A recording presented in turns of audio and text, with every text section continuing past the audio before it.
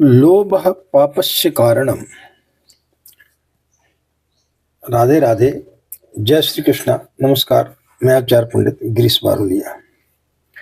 मित्रों, हम सब मोह माया से ग्रसित हैं।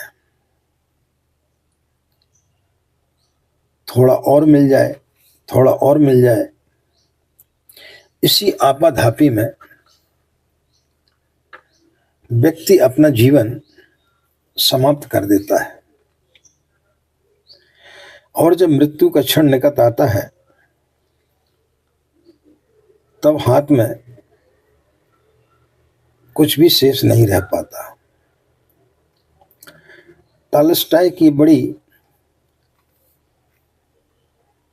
सुंदर कथा है कि एक सन्यासी एक रात्रि एक व्यक्ति के घर में आकर विश्राम किया। परिव्राजक था। इधर उधर घूमते घूमते जहाँ शाम हो जाती थी, रात्रि विश्राम कर लिया करते थे।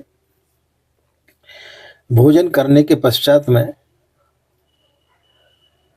दोनों में बातचीत चालू हुई। उस सन्यासी ने उस व्यक्ति से कहा कि तुम यहाँ कहाँ पड़े हुए हो? थोड़ी सी जमीन है, तुम्हारे पास में कुछ भी नहीं, छोटी सी झोपड़ी है। तुम साइबेरिया क्यों नहीं चले जाते? वहां पर इतने पैसों में इतनी जमीन बेच करके वहां लाखों करोड़ों की जमीन मिल सकती है। उस व्यक्ति ने बोला, ऐसा है क्या? बोले, हाँ। सुबह सन्यासी विदा लिया। उस व्यक्ति के मन में लोभ पैदा हुआ कि इतनी सी जमीन बेच करके साइबेरिया में लाखों करोड़ों रुपए की जमीन मिल सकती है, लाखों एकड़ जमीन मिल सकती है, तो यहाँ रहकर करेंगे क्या? उसने सारी जमीन बेची, पैसा इकट्ठा किया और वहां पहुंच गया। गांव के लोग इकट्ठे हो गए, उसे बड़े भले मानुस दिखे। बोले, मैं यहाँ की जमीन खरीदना चाहता हूँ। सबने बोला, ठीक है, तुम जो रुपये लेकर के आए हो जमा कर दो, बस शर्त एक है कि सुबह सूर्योदय होते ही तुम्हें यह जमीन जितनी ज्यादा घेर सकते हो घेर लेना है, लेकिन शर्त ये रहेगी कि सांझ होते होते, सूर्य अस्त के पहले पहले तुम्हें यहां पर वापस आना है। दिन भर में तुम जितनी जमीन घेर सकते हो घेर लो। रात भर वो व्यक्ति सो न सका, बड़ा बेचैन रहा। मन में विचार करता रहा कि पैदल क्या चलना, दौड़ते हुए चलूंगा। जितना ज्यादा दौड़ूंगा उतनी जमीन मेरे पास में हो जाएगी। इतना अच्छा अवसर भला कम मिलेगा। प्रातःकाल वहां पहुंच गया। गांव के सभी लोग वहां एकत्रित थे। नियमित जगह से उसने वहां से चलना प्रारंभ किया। चलना क्या, दौड़ने लगा कि चलूंगा तो कम जमीन घेर पाऊंगा, दौड़ूंगा तो उससे डबल हो जाएगी। साथ में खाना रख लिया, पानी भी रख लिया, दौड़ लगा दी। दौड़ते दौड़ते 12 बज गए। उसके मन में विचार आया कि अब लौटा जाए, नहीं तो वहां तक पहुंचना मुश्किल होगा। लेकिन आगे देखा तो अच्छी से अच्छी जमीन दिखाई दे रही है। जो जमीन घेरी उससे भी और अच्छी जमीन दिखाई दे रही है। तो मन में विचार किया कि थोड़ा और दौड़ लेता हूं। लौटते समय ज्यादा तेज गति से दौड़ूंगा तो नियमित समय पर पहुंच जाऊंगा। ये जो मैं ज्यादा दौड़ रहा हूं इसका बैलेंस हो जाएगा।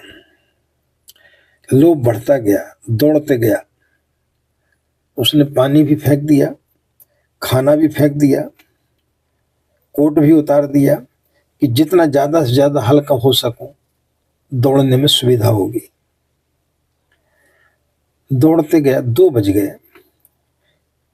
अब मजबूरी थी, उसने सोचा कि अब लौटा जाए, अन्यथा नियमित जगह पर सही समय पर नहीं पहुंच पाऊंगा। उसने दौड़ लगाई। दौड़ते दौड़ते करीब पहुंचा, लोग दिखाई देने लगे। सभी लोग उसका उत्साह बढ़ा रहे थे कि आओ आओ, जल्दी आओ।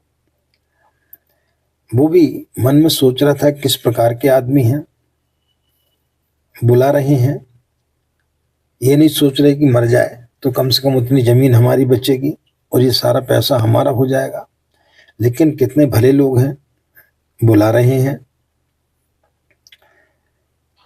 दौड़ता दौड़ता वो गिर पड़ा। बस कुछ ही 7-8 कदम दूरी पर था।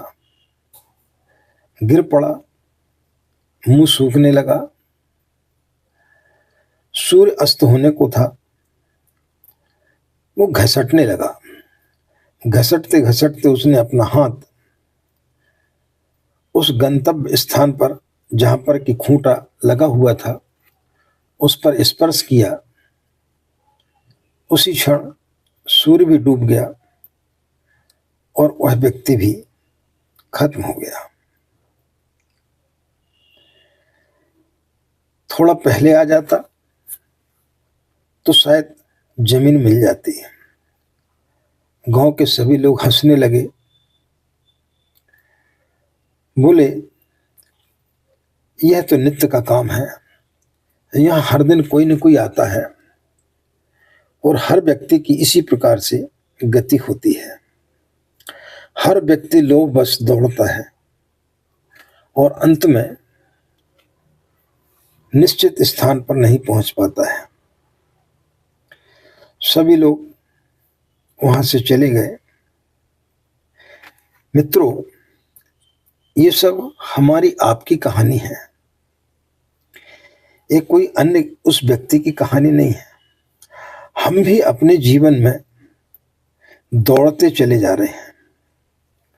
थोड़ा सा और धन इकट्ठा कर लें, थोड़ा और बैंक बैलेंस बढ़ा लें, थोड़ा और हमारा प्रमोशन हो जाए, थोड़े और कुछ जेवर जायदाद इकट्ठे कर लें, कुछ और पद प्रतिष्ठा बढ़ जाए, कोई बड़े नेता बन जाए, कुछ गाड़ियां भी घर में आ जाए, छोटा मकान बड़ा हो जाए। उसी चक्कर में न हम खाना खा पाते हैं, न सही तरीके से सो पाते हैं। और जब अंतिम समय आता है तब हाथ में कुछ भी शेष नहीं रह जाता। अंतिम समय में मृत्यु हमें उसी आगोश में लेती है। हमारा हर्ष उसी प्रकार से होता है जैसा एक झोपड़ी में रहने वाले का होता है। कोई बड़े व्यक्ति की मौत इस प्रकार से नहीं होती कि उसके लिए कोई मौत जो है बैंड बाजा लेकर के आए, कोई स्वागत के द्वार खोले। सब एक सी मरते हैं। महल में व्यक्ति रहे या झोपड़ी में रहे, मरना एक दिन सभी को है। जो व्यक्ति मृत्यु को हर क्षण एहसास करते हुए जीवन जीता है, वो महल में रहकर भी सराय की भांति जीता है कि जिस प्रकार से कि मैं किसी सराय में रह रहा हूं। झोपड़ी में रहने वाला व्यक्ति भी उसी प्रकार से जीता है।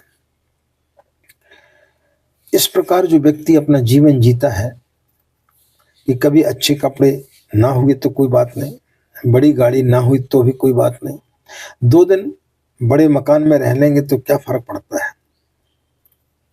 लेकिन हम सिर्फ यही सोचते, बस एक ही दिन की तो बात है, बैंक बैलेंस कर लें और पैसा कमा लें और धन दौलत इकट्ठा कर लें।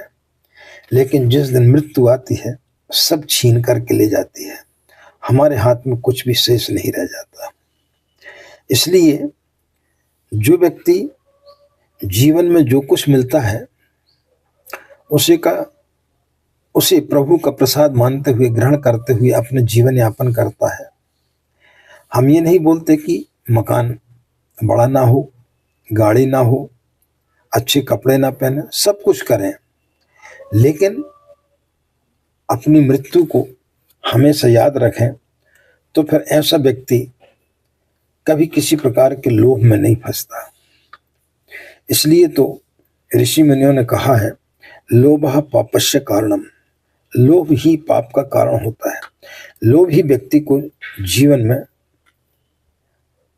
मृत्यु का एहसास नहीं होने देता, और वो व्यक्ति जीवन पर्यंत भूखा प्यासा बस दौड़ते रहता है उसी व्यक्ति की भांति, और जब अंतिम समय आता है तब हाथ में कुछ भी नहीं लगता।